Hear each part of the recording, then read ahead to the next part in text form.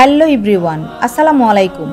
ইমাম মাহদি কে, কি তার পরিচয়, কেনই বা তিনি পৃথিবীতে আসবেন, তিনি দেখতে কেমন হবেন, সব প্রশ্নের উত্তর পাবেন এই ভিডিওতে।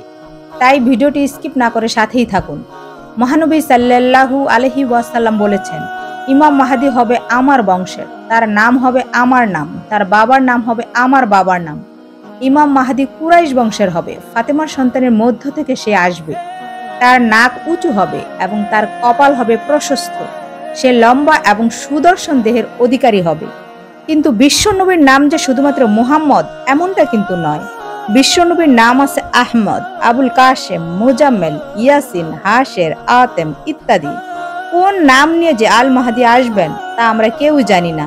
তিনি 7 বছর পৃথিবীতে অবস্থান করবেন। কিয়ামতের বড় কয়েকটি আলামতের মধ্যে প্রধান আলামত হচ্ছে আল মাহদির আগমন। ইসলামী চিন্তাবিদদের মতে মাহদি আসার আগে যে আলামতগুলো প্রকাশ পাওয়ার কথা তা ইতিমধ্যে প্রকাশ পেয়ে গেছে।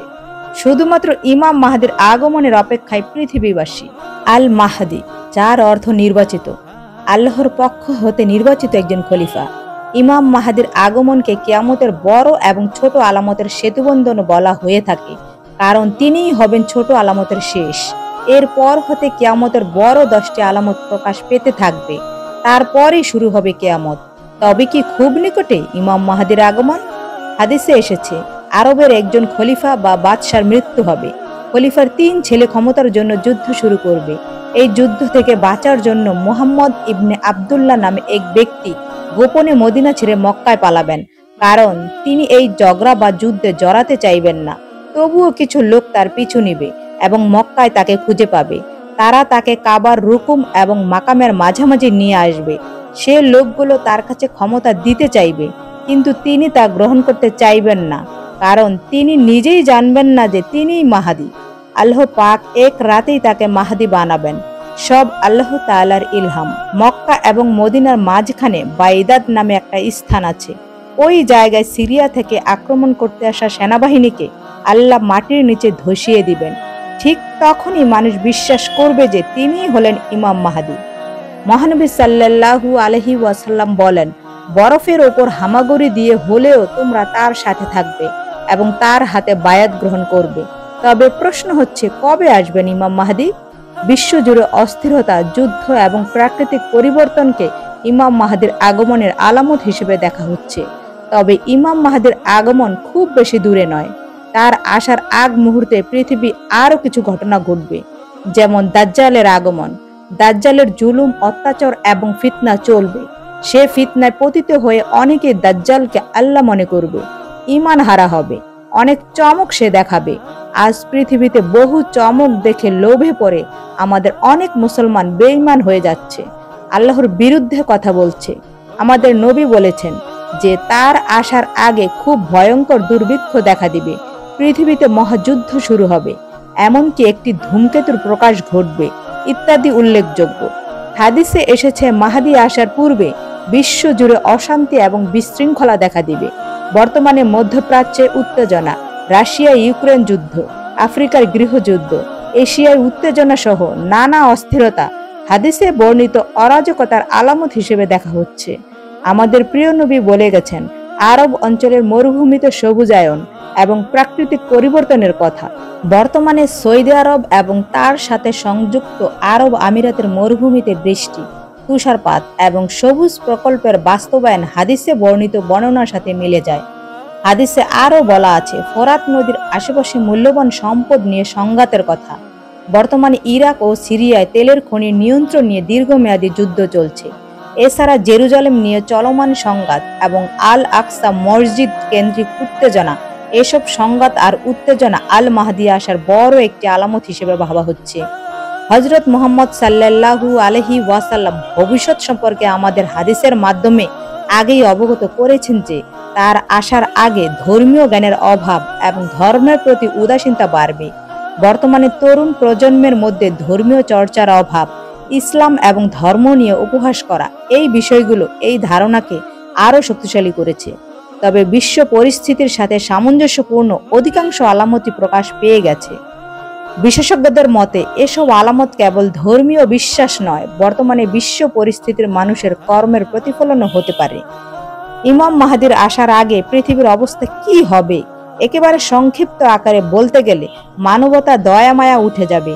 মসজিদে মুসল্লি নাই, অথচ খেলা গান বাজনা হলে উত্তেজনা এবং হাততালি লোকের অভাব নেই। পৃথিবী জুলুমে অন্যায় অত্যাচারে পরিপূর্ণ হয়ে যাবে। এতটা জুলুম বাড়বে যে হাদিসে ন্যায় বিচার বলে কিছু থাকবে না। জোর যার মূল্য তার, আর এটা পৃথিবীর রন্ধ্রে রন্ধ্রে প্রতিষ্ঠিত হয়ে যাবে। অনেকটা শুরু হয়ে গেছে। দেশে বিদেশে, এই দুনিয়াতে, সারা পৃথিবীতে যাদের গায়ে জোর আছে তারা যা বলে সেটাই নীতি। দুর্বলদের না কথার দাম আছে, না কাজের দাম আছে, না অধিকার আছে। সভ্য ভদ্র উন্নত বলে কিছু থাকবে না। জুলুম বাড়তে বাড়তে যখন চরমে পৌঁছে যাবে, মানুষ হতাশ যখন হবে, মানুষ নেতৃত্ব খুঁজবে, ঠিক তখনই ইমাম মাহাদির আগমন ঘনিয়ে আসবে। কিন্তু নিশ্চিতভাবে বলা কঠিন যে আল মাহাদি কবে আসবেন। হযরত মুহাম্মদ সাল্লাল্লাহু আলাইহি ওয়াসাল্লাম বলে গেছেন, ইমাম মাহাদি আসবেন, দাজ্জালের বিরুদ্ধে লড়াই করবেন।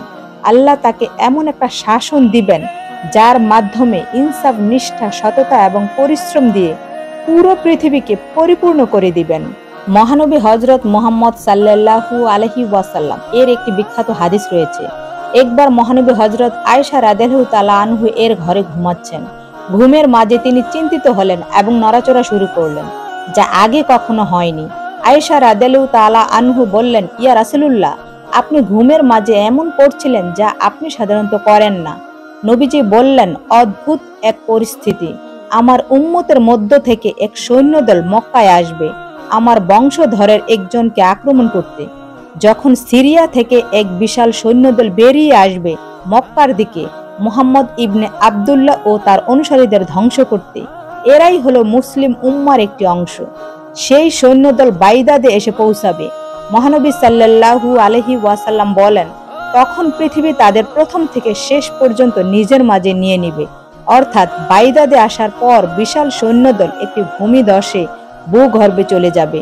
যখন বিশ্ব জুড়ে এই ঘটনা জানাজানি হবে, তখন বিভিন্ন জায়গা হতে কালো পতাকা উত্তোলন করা হবে এবং দলে দলে মানুষ মক্কার দিকে আসা শুরু করবে। কারণ ততক্ষণে তারা বুঝে গেছেন যে এই লোকই হলো ইমাম মাহাদি, যার ভবিষ্যৎবাণী করেছিলেন হযরত মুহাম্মদ নিজে। তারা কালো পতাকা নিয়ে আসবেন আল মাহাদিকে সাহায্য করতে। ইমাম মাহাদির পরিচয় নিশ্চিত হওয়া যাবে দুটি আলামত থেকে। একটি হলো তার নাম হবে মুহাম্মদ ইবনে আবদুল্লাহ বা মহানবী হযরত মুহাম্মদ সাল্লাল্লাহু আলাইহি ওয়াসাল্লাম এর যে কোনো একটি নামে। তিনি সাধারণ মানুষ হিসেবে মক্কায় থাকবেন। আর অপরটি হলো তখন তাকে আক্রমণ করতে আসা সিরিয়া থেকে এক সৈন্যদল আসবে এবং স্বয়ং আল্লাহ তাদেরকে ধ্বংস করবেন। নবীজির এমন ভবিষ্যৎবাণী ঘিরে স্বস্তি দেখা যাচ্ছে ধর্মপ্রাণ মুসলমানদের মনে। আশায় বুক বাঁধছেন সবাই। তার আগমনে বন্ধ হবে পৃথিবীর সব সহিংসতা, আর তখন থেকে তওবার দরজা বন্ধ হয়ে যাবে। কিয়ামতের জন্য প্রস্তুত হয়ে যাবে পৃথিবী। তখন মানুষ হা হুতাশ করবে, ভালো কাজ করার চেষ্টা করবে, নামাজ পড়বে, কিন্তু তাদের এই ভালো কাজ কতটা আল্লাহর দরবারে কবুল হবে তা আমরা কেউ জানি না। তাই এখনই সময় তওবা করার, নামাজ পড়ার, ঈমান আনার, না হলে কবরের এবং জাহান্নামের কষ্ট থেকে কেউ বাঁচাতে পারবে না। Thanks for watching this video.